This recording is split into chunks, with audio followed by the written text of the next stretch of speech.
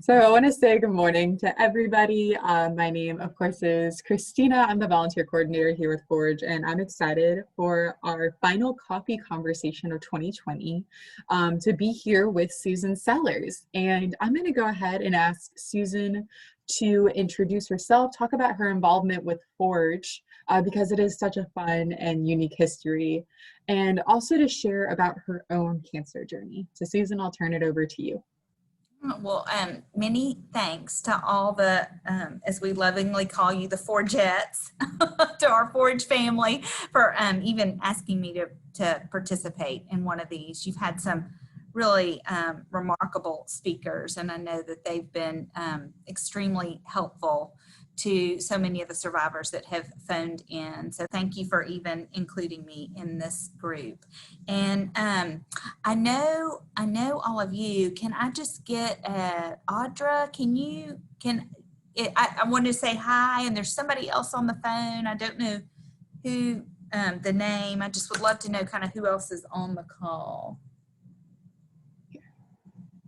I'm Audra. I'm a survivor. And I was just particularly interested to hear your perspective on the workplace and balancing all of that. Okay, great. And congratulations. And is there one more? Yeah, and I know that sometimes folks tune in and they might be in the car or something and unable to chat. Sure. Okay, no worries. That's great. Well, Audra, I feel sorry for all the other Forge folks because they've heard the story a gazillion times. So to all of you, I apologize, but because it's being recorded, I'll go ahead and quickly share my personal story. So I was 45 years old, so this was 7 years ago. Just a healthy person, very fortunate in that I never really had any kind of sickness or illness. Everybody in my family lives to be in their 90s.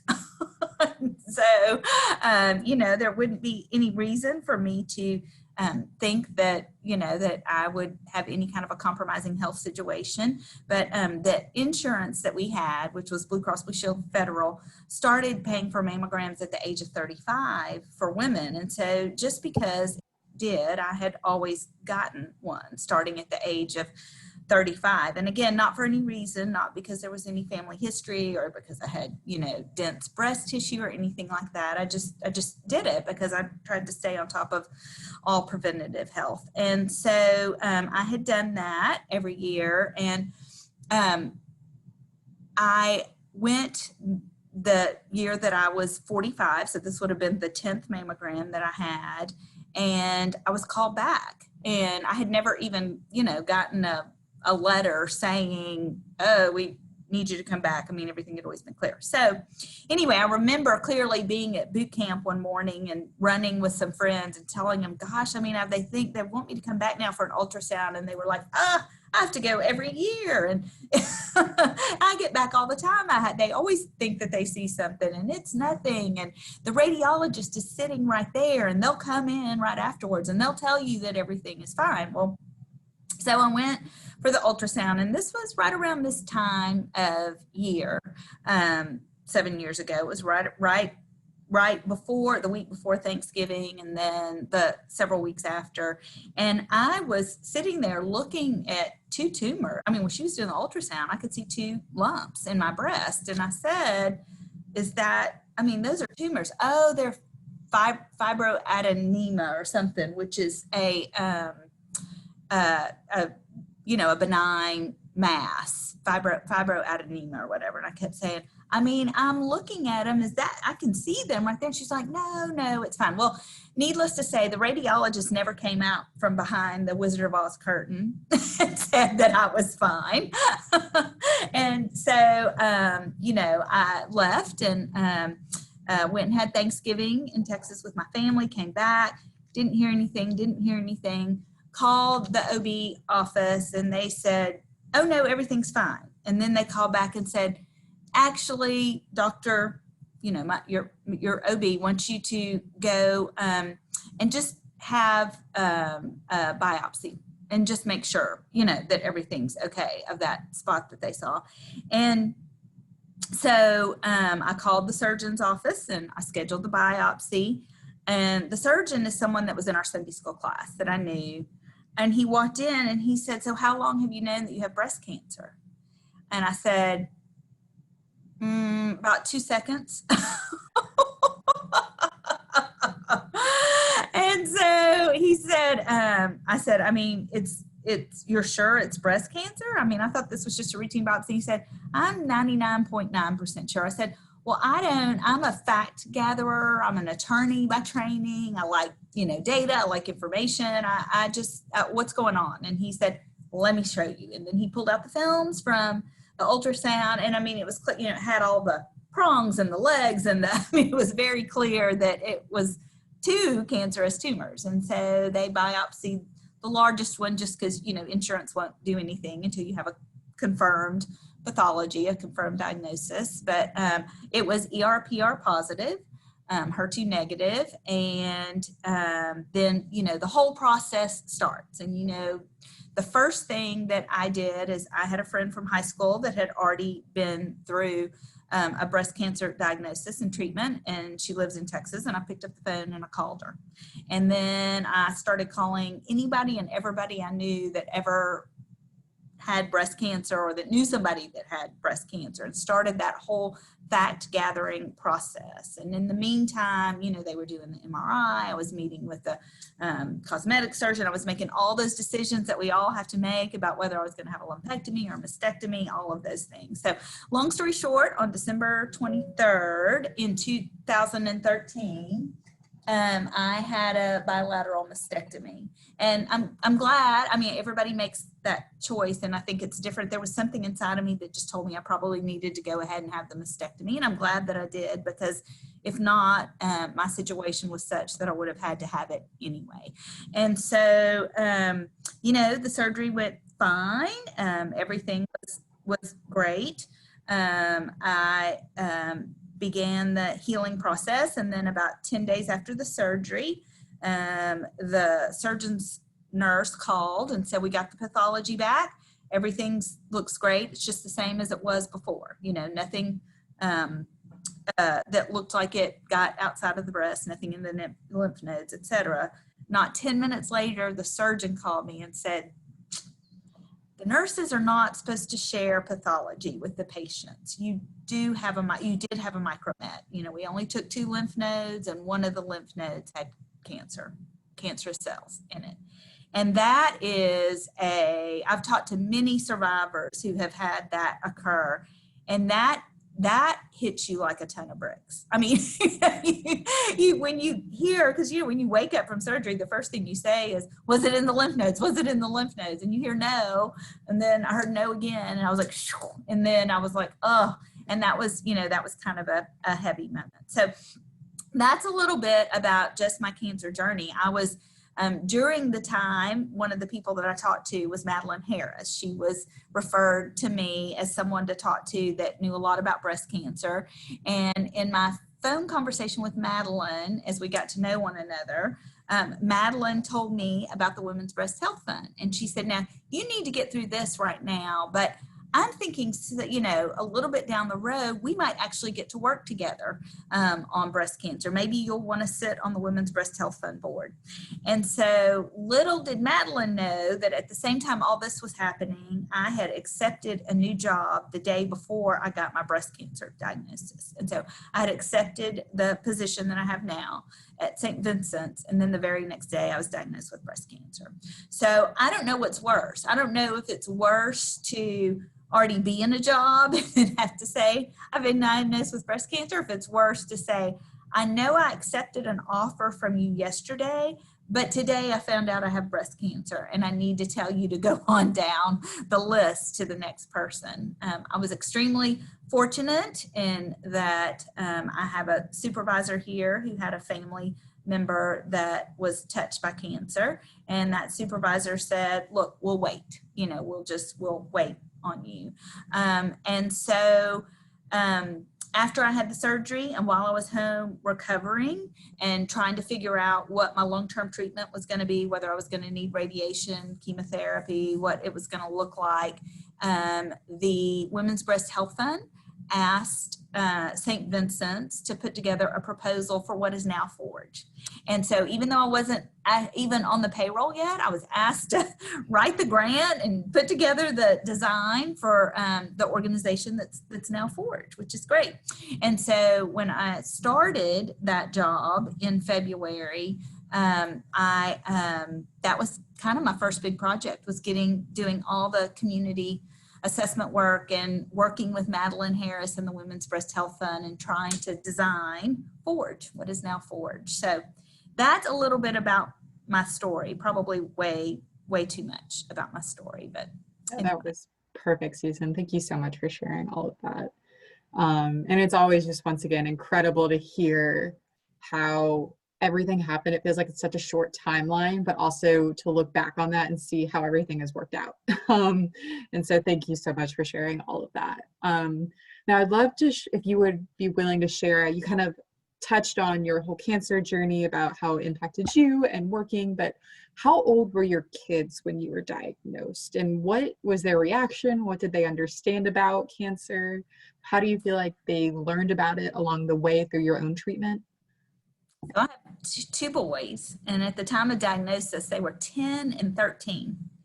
The 10-year-old was in 5th grade, and he had, in October, a girl classmate in his class whose mom died of breast cancer. It was she had been sick for a long time. She'd been sick for about 8 years, and our elementary school had really, for a long time, taking care of that family, taking food to them, etc. So for Ethan, I think it was hard because he thought that I was going to be just as sick as this little girl's mom was. He had never known her mom to be anything but sick.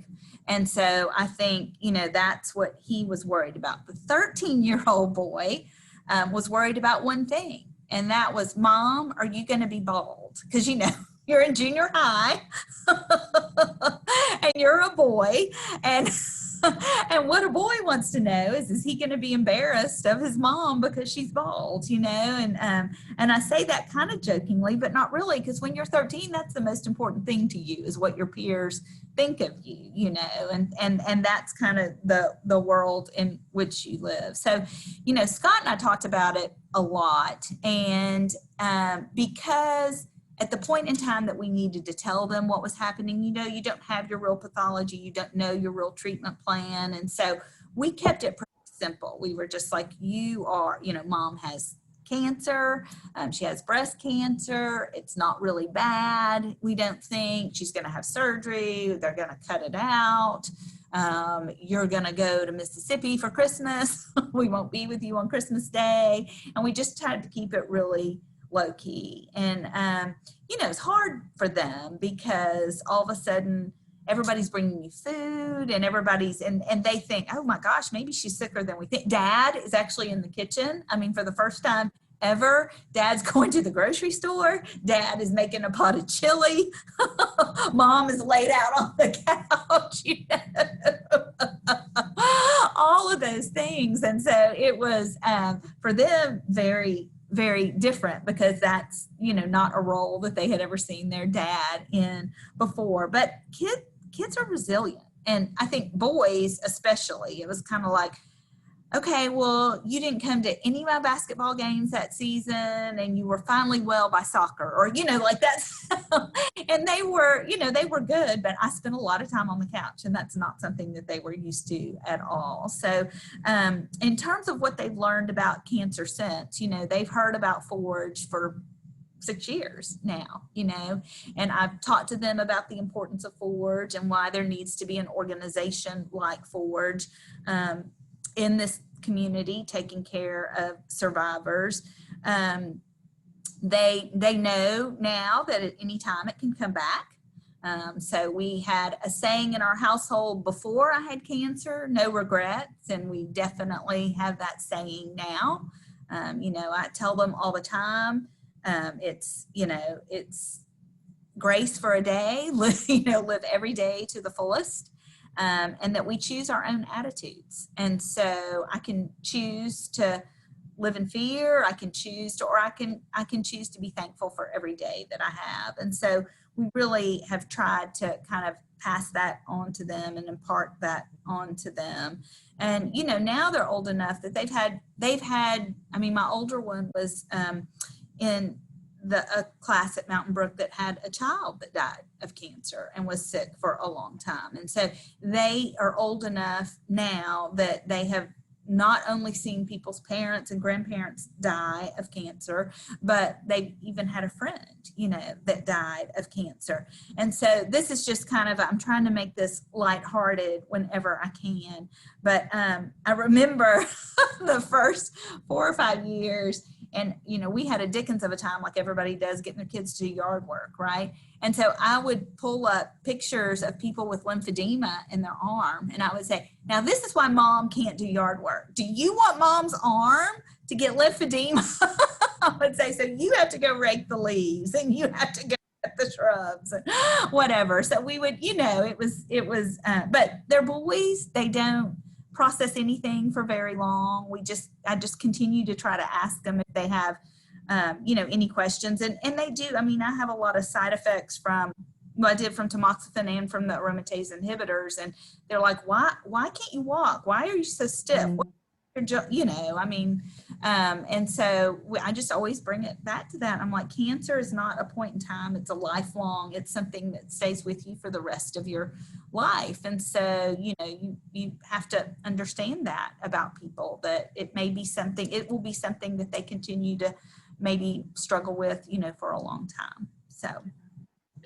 Absolutely. Thank you for sharing that. And that's a hard lesson to learn at such a young age, but I'm sure it has shaped them to be more understanding and empathetic boys and men. So I'm sure that you really instilled those qualities in them. And now I'm glad they know how to do yard work. Now you mentioned briefly that you were just had accepted this new job the day before you got your cancer diagnosis. And you called them and mentioned that you think they should move down the list, find someone new. And I'm wondering if you can talk a little bit more about how your cancer diagnosis shaped your relationship with your employer, knowing that it also propelled you into this really interesting space of working with the Women's Breast Health Fund and Forge. Yeah. So, you know, again, I was, had such an understanding manager in this situation, and I don't think that he really ever shared with his peers that that's why I wasn't coming to work until the end of February. And so he's a wise man in that on the Friday before my Monday surgery, he said, now, you know, we've already given you an offer, you've already accepted it, but part of the process is that you need to do peer interviews with the CEO, CFO, COO, Chief Strategy Officer of the health system. You know, we would typically do that. So I was thinking Friday might be a good day for that. And I remember he said they're also having the beam signing ceremony for the new Bruno Cancer Center, which ended up being my first big fundraising project when I started, was building the new cancer center on the St. Vincent's campus, which was a huge deal because they're so landlocked. They've now had a new building on that campus in 23 years. So I went to the beam signing ceremony, and what that is that, you know, the construction company brings in one of those enormous, like 50-foot iron beams, and survivors and associates, nurses, people that work in that area are all invited to write a note and sign the beam. And that beam is then forever visible in that facility. Like you can walk in the Bruno Cancer Center and still look up and see that beam with all the signatures. And then we have a portion of it that's enclosed in a glass case in the cancer center as well, because we always want, you know, the patients and the clinicians and the nurses to be a permanent part of that building. And so anyway, I went to that, and then I interviewed with, and I remember Wayne saying that the CEO kept saying, now when is Susan coming? And, you know, we still didn't know if I was going to have chemo or not, or how long my treatment period was going to be. And so, you know, we were trying to put all that at bay a little bit and say, no, she's still coming. And I remember when I had the second oncologist that recommended, based on my oncotype, that I not have chemo. I remember calling Wayne and saying, all right, I can come to work now. You know, I can come to work. But it's not even, you have a lot of follow-up appointments too, a lot, because you haven't had reconstruction yet. You know, you still have expander. I was still at the point where they were, you know, stretching with the expanders. And so I had constant doctor's appointments as a brand new, you know, leader of this foundation. And so I had no choice but to be really forthcoming about my disease. You know, and so I think that's hard, because I think some women feel like they can't be. And again, I was fortunate enough that I was working in an actual healthcare system and facility, but I was very forthcoming about it from the beginning, because I was going to be out so much taking care of all these follow-up appointments. And you still are, you know, I mean, I still see my oncologist twice a year. I still see my surgeon once a year. I still, you know, I mean, all those things, I'm still out a lot because of things that tie back to that cancer diagnosis. So, you know, I think I'm grateful for the laws that protect women. I am sad for the days when, and they're not gone. I mean, there's still people that are afraid to share a cancer diagnosis.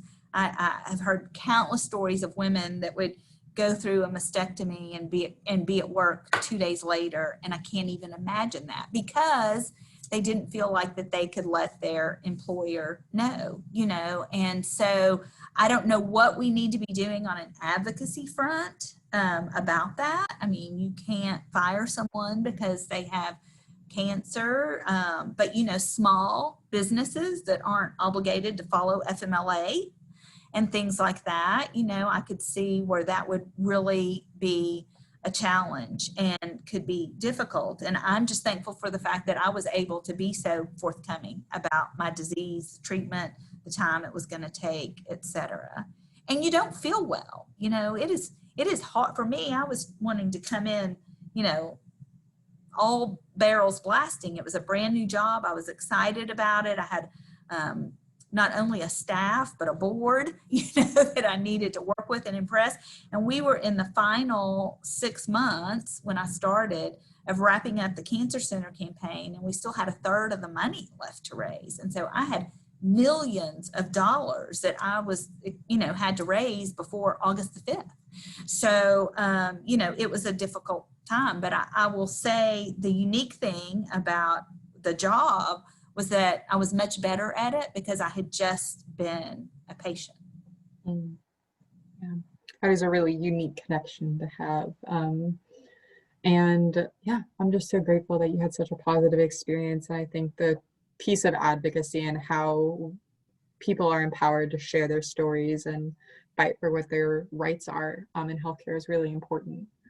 Now, knowing that you had all of these different things to balance on navigating recovery on top of raising millions of dollars, what did everyday balance look like for you during your diagnosis and then during your treatment journey? What was like kind of a balance that you would check, and how did that evolve over time? I mean, for a long time, it looked like a sectional sofa and pajamas. It just did. I mean, because when I was able to go back to work, and I was a high energy, you know, just one of those people that only needed about 5 hours of sleep a night, and I had to learn to give myself permission to relax and to take care of myself. And that's hard. You know, I think as women, especially, all we've ever known or done as moms, as spouses, as partners is take care of our loved ones. And so that's all I knew how to do. And so when I did go back to work, I was exhausted. I was absolutely physically exhausted by the end of the day. And so instead of I had a wonderful friend that stepped in and said, I will drive this kid to soccer practice every single day till they finish the season in May. And another friend that did the same thing for the older one. And then I had friends that ran both of them in the mornings to school. I mean, not our regular people in our car, both of the carpools said, look, you don't need to do a carpool until next year. So no more carpool for you. And we'd only lived here a little over a year. I was blown away by the support of other individuals in the community that just said, you need that extra 30 minutes of sleep in the morning, and you don't need to try to get across town to the junior high and fight the drop-off line. And so being willing to accept help, that's a hard thing to learn. And that was something that I had to learn, was to accept help, because I'd always been like, I can do that. I was the helper. I was the helper, the fixer, the one that was doing everything for everybody else. And so all of a sudden I had to be the one that was helped. And it was the same work, so I was fortunate. I had a great team. They had been through a lot of change here. A 34-year-old founder of the foundation had to retire because he had a cancer diagnosis. And so he had been here for 34 years, and they had just kind of cleaned the house, and I had a whole new staff to hire. And like I said, all that money. So I just gave myself permission to be tired and to be lazy and to sit on the couch and to order takeout and to do all of those things, so that I could get well. Yeah, absolutely. And that's a hard 180, it feels like, to adjust to, but really important. It also just speaks to the importance of community. And the other part about that is, that's, I think, Audra, you can probably speak to this too, but at a time when you have so little control over your body, you're looking for ways to control other things. And so for me, I poured that into food, exercise, nutrition. I was, trying to, a friend gave me a copy of Elena's dad's cookbook, and I bought the Cancer Fighting Kitchen, and I just tried to learn as much as I could. And we went to a, gluten-free, basically sugar-free diet. I mean, anything that I thought we could control, we did, because so many other things we could not. Yeah, absolutely. Well, I'm paying attention to our time, so I want to wrap up with just one more question this morning. But what advice would you give someone who is newly navigating the balance of this diagnosis and motherhood and workplace, based on just your years of experience and now reflection? So, kids are resilient, and we hear that all the time, I remember the first time one of my babies, rolled off the bed and bonked their bean on the floor, and I thought I'd killed them. They're made out of rubber when they're little, and they're pretty resilient, and they're resilient as they get older too. So I think, they could have handled pretty much anything that we had shared with them, I think. And so, I was so worried about that, and, spent hours talking to my husband's family about what to and not to say at Christmas when they were with them and not with us, and, all of those things. And I would just say, I think kids are resilient, and they can be an active and wonderful part of your journey. They jumped in and helped in ways that they've never helped before and have never helped since. And that's even things like, walking the dogs and feeding the dogs and, just unloading the dishwasher and all those kinds of things that we put on ourselves. I think let them be a part of that. In terms of work, I think it's hard.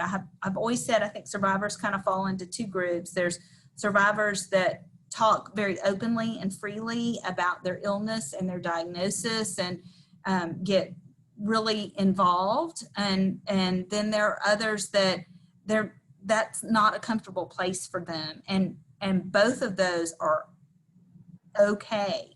Both of those are great. I have many friends that have received a breast cancer diagnosis, and nobody knew it but maybe me and their family, and it's okay anyway. And that's why I'm so thankful for a place like Forge, because I feel like it caters to both of those groups of survivors. And so, there's the advocates and the peer mentor relationships for those that really just need a confidant that they can talk to about what they're experiencing at work, what they're experiencing as a mom, what they're experiencing as a partner. And then there are all the other activities that you can participate in if you are more, like just, you want to connect to as many survivors as you can and know as many survivors as you can. And so, you know, I feel like, and I feel like it's great because we have things for both of those. So I guess just in terms of, you know, things that I've learned, it's just take it one day at a time, be thankful for every day that you've got. And for me, it was always better for me to be honest and forthcoming about my illness and my disease. But I recognized that I was in a position where I worked at a place where I could be. But, you know, every time I remember telling my board the first time that I had breast cancer right before I was hired, because they didn't know that. And, you know, people react like, oh, you know, I was like, maybe they wouldn't have hired me if they had known that, you know, I don't know. I mean, people respond very differently. And so, I think it's just, you know, for me, it was being forthcoming and honest and straightforward about my diagnosis and my situation. The saying in our house is that honesty is always the best policy, That's right. even when it's really hard. That's right. That's right. Well, Susan, thank you so much for that. And I'm gonna stop our recording so we can move into our conversation element of this conversation.